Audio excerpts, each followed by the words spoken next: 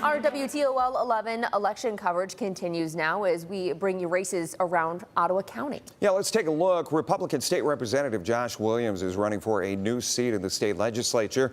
Williams currently represents District 41. However, the state districts have been redrawn, so Williams now lives in District 44, running against Democrat Dave Blythe, who has never held any elected office. And the win going to Josh Williams tonight, 72% reporting in, but Josh Williams retaining that seat.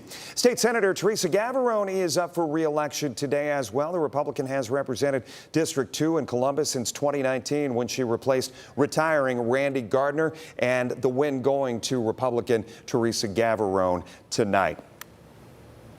So we will continue to update you with these results as they come in throughout the night. We are also keeping a close eye on the presidential race. Lots of races, Tights, but we will keep you updated on all the results as they come in on air and online. Thanks for joining us.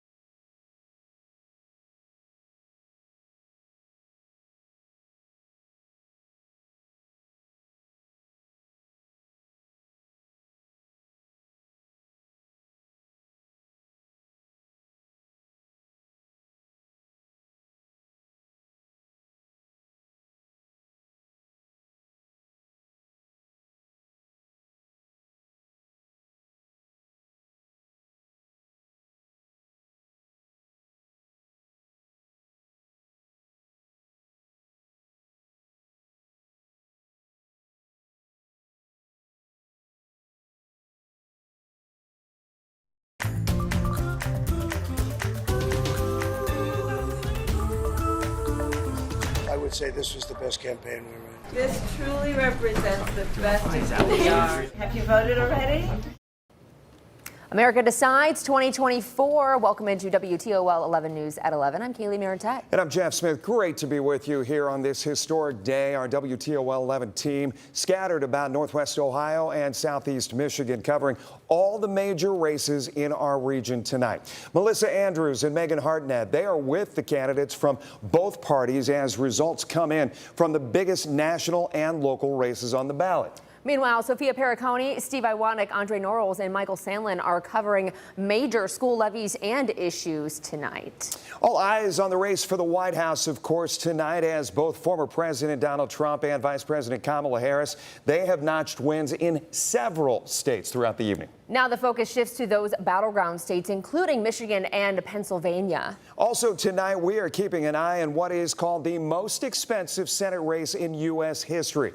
Incumbent Senator Sherrod Brown and Republican challenger Bernie Moreno, they are running for Ohio's open seat. And you see with 84% of the precincts, I was looking at our monitor here on set, 84 of the precincts reporting in Bernie Moreno with the lead at this moment. Another big local race that could have an impact on the balance of power in D.C. Congresswoman Marcy Kaptur running for re-election against Republican challenger State Representative Derek Merrin. Here are the results we are getting so far. This has been the tightest race that we are following here. We have 92% reporting in this race, tied both for Republican Derek Merrin and Democrat Marcy Kaptur at 48%. If we do the math here, it's only about 1,000 vote difference. Not even. Unbelievable. Very, very tight. Maybe about 1,300 votes there. Congresswoman Kaptur first elected to the seat in '83. State Representative Merrin has served in the State House since 2016. We also want to check in with our team. We set the stage for you tonight, so let's get out to our team. Let's get over to Melissa Andrews. She is with the Lucas County Democratic Watch Party. She joins us live from UAW Local 12, where the Democrats are holding their watch party. Mel, I understand you are with the president of the union there with you. Yeah, that's right. You know, neither one of those races, the Marcy Kaptur, Derek Marin race or the Bernie Moreno, Sherrod Brown race have been called. As you mentioned, Marcy's race is still very close.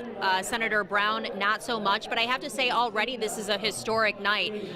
Marcy Kaptur, since 1986, from 2022, had really won her races by about 74%. The redistricting has really affected her campaigns, and we're seeing that happen right here tonight with this very, very close race. I've seen people in the hallway, a couple councilmen talking about whether or not she'll show tonight. I heard someone ask someone else, do you think she'll be here tonight?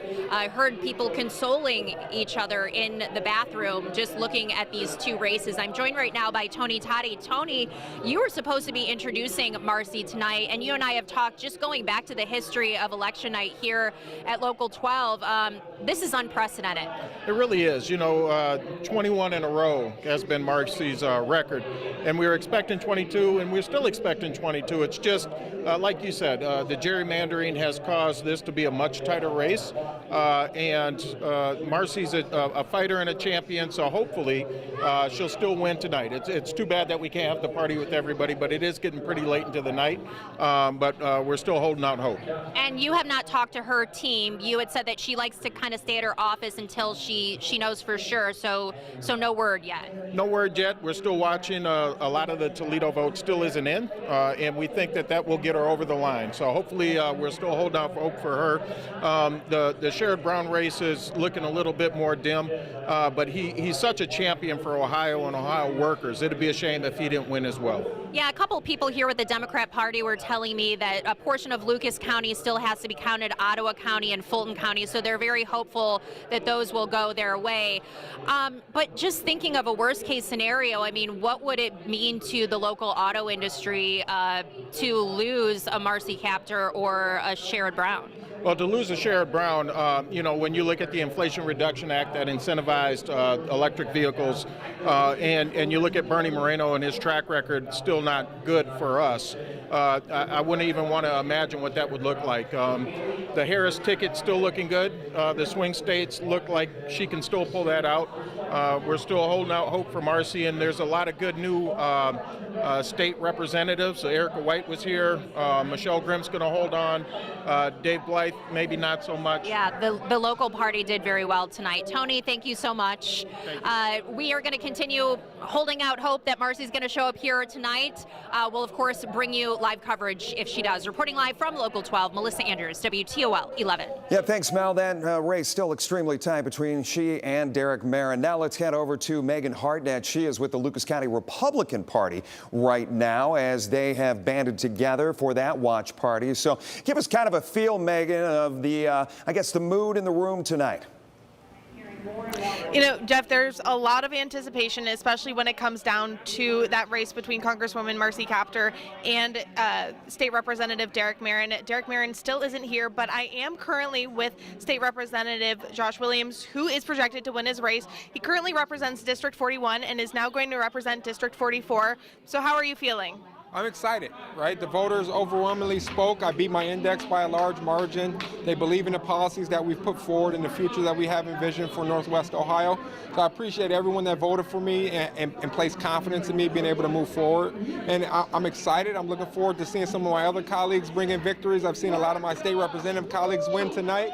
I'm looking forward to Derek, who just pulled ahead from Marcy. Bernie Moreno has got a huge lead against Sherrod Brown. We see President Trump leading. Obviously, he won Ohio, but lead nationally. We're excited for tonight. I mean, what have you been hearing from other people? I know some of these races are really close. What are you just expecting to see at the end of the night? We're excited. We always know that Republicans turn out on same-day voting. We also make tremendous gains in early voting compared to what we saw in 2019 and 2020. So we're excited. We're energized. We're ready to take back this country, put it on the right path moving forward, fix the economy, provide safety and security for our communities. And I believe Derek Marin provides that, right? I've lived under the leadership of Marcy Kaptur for 40 years. You know, I've been homeless and poor and lived in poverty under that leadership. And I believed in Derek when he ran for Speaker of the House in Ohio. I believe in Derek now. I know what he stands for. I know what his morals voters are, and I know the policies that he believes in. And I believe voters are going to overwhelmingly say that Derek Merrin is the solution here for Ohio 9th. And I'm looking forward to hopefully celebrating a victory with him tonight. Thank you so much. And as we continue throughout the night, we are going to hope that Derek Merrin comes here, that we can hear from him. We'll be sure to keep you updated as the night continues. Reporting in Holland, Megan Hartnett, WTOL 11. Megan, thank you. Of course, it's good to hear, win or lose, from many of these candidates. They put their heart and soul into the last couple of weeks, months of running. Dr. Sam Nelson from the University of Toledo Political Science Department joining us once again. Good to see you. Provided insight tonight. I want to kind of rapid response, get some reaction from what you've seen tonight. This Senate race, $500 million being spent on it, still so close. It is close. It looks like all that advertising did have a big effect. It probably drove the negatives down. Yeah. As far as the representative race, the House of Representatives with Derek Merrin and Marcy Kaptur, and that's still being neck and neck. Yeah, I mean, that's very close. This is the closest race Marcy Kaptur's been in probably since the beginning. Yeah, since ever. And so, you know, and who knows how that'll end up. The presidential race and what we've seen, we saw Ohio go early to President Trump. We've seen some of this blue wall. We've seen some of those go back and forth. You think that's going to continue to play out throughout the rest of the night? I think the rest of the night and well into tomorrow, it looks like it's playing out almost exactly as predicted by the polls. One of the biggest surprises you said, and I'm going to go back to the polls, you said their accuracy has really surprised you. Yeah, I mean, I think the models of the electorate that the pollsters came up with, they knew what they were doing. They had a good handle on who was going to show up today. Well, that was one of the toughest things you said, is finding those who are registered voters, 1, those who are actual voters, 2, and those who are actually going to go out and vote. Yeah, I mean, there's a real art to what they did, and they're good at their jobs, it looks like. What are you going to be looking for in the next few hours? I think to see as we get more returns from Michigan, Pennsylvania, and Wisconsin, are those races going to continue to track the way we expected?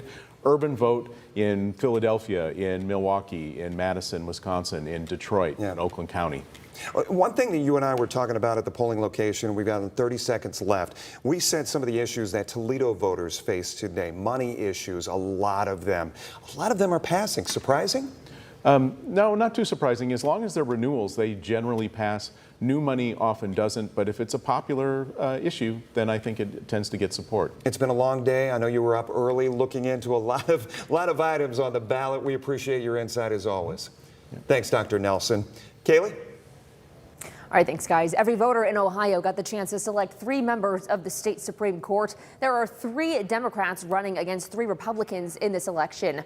2 of those Democrats are current judges running for re-election against Republican challengers. The court currently has a Republican majority.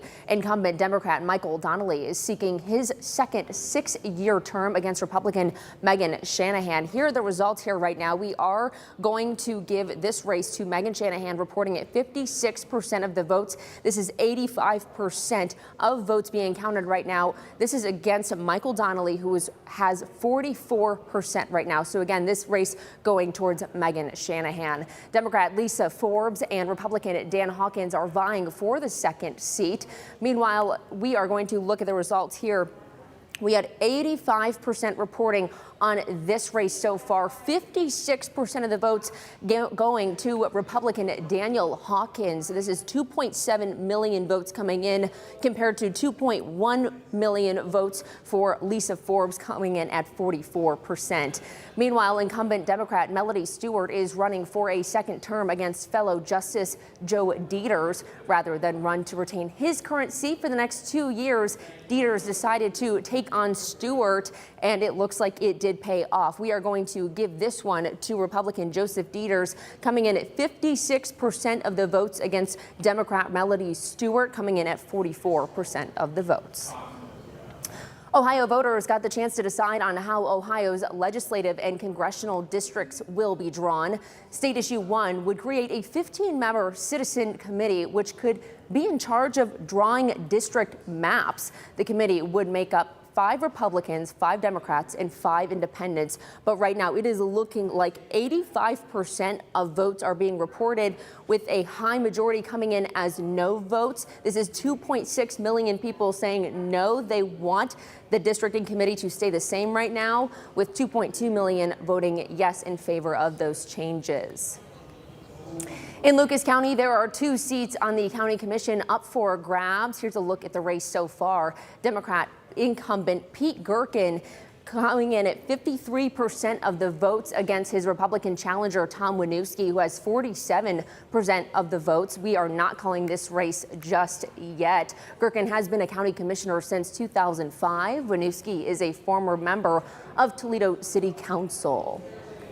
The other race sees incumbent Democratic Commissioner Anita Lopez facing off against Republican challenger John Rosick. Lopez was appointed to the board in January when Tina Skeldon-Wozniak retired. Rosick has served on the Anthony Wayne Board of Education and Waterville City Council. Here are a look at the results coming in so far. Anita Lopez having an up on John Rosick right now. 56% of the votes going to Democratic incumbent Lopez against John Rosick coming in at 44%. Again, we are not calling this race just yet. All Toledoans were given the chance to vote on a proposed change to the city charter. The measure would increase the number of consecutive terms to a mayor that they could serve from the current 2 to the proposed 3. If approved, the term limit for mayor would match the current term limit in place for members of Toledo City Council. Let's take a look at the results that are coming in for this proposal right now. We are seeing 55% of voters in favor of changing these term limits against the 45% saying no. We have 44,000 votes saying yes, 36,000 saying no. Again, we will continue to update these results on WTOL.com.